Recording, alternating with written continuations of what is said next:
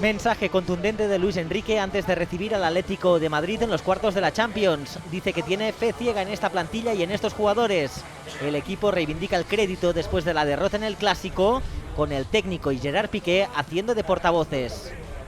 Es lo que de verdad nos pone, lo que de verdad nos gusta, son retos como los que vienen ahora, el del martes, después de un partido pues malo, un partido en el cual hemos perdido en casa.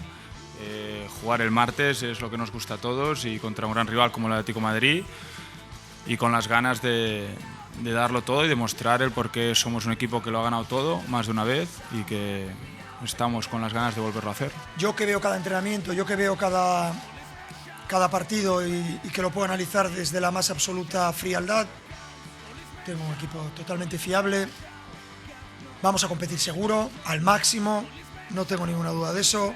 Luego no sé si ganaremos o no, porque este es un juego de errores y puede suceder cualquier cosa, pero el equipo tiene nivel más que suficiente para seguir siendo el mismo equipo que hemos visto a lo largo de estos meses. La última hora del Barça es la baja de Aleix Vidal por una lesión muscular. Una baja más en defensa que se suma a las ya conocidas de Mathieu y Adriano. El Atlético de Madrid, en cambio, recupera al central Godín para enfrentarse al Barça.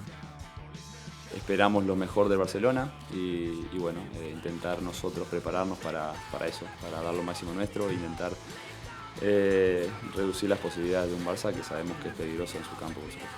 ¿Para usted qué es un buen resultado en el Camp Nou? ¿Ganar solamente? Ganar. Desde la llegada de Luis Enrique al banquillo, el Barça ha ganado los últimos 6 enfrentamientos contra el Atlético de Madrid.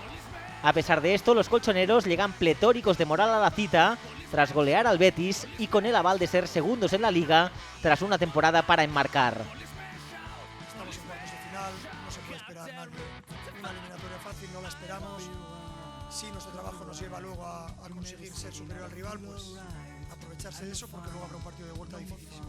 Barça y Atlético de Madrid solo se han visto las caras una vez en la Champions.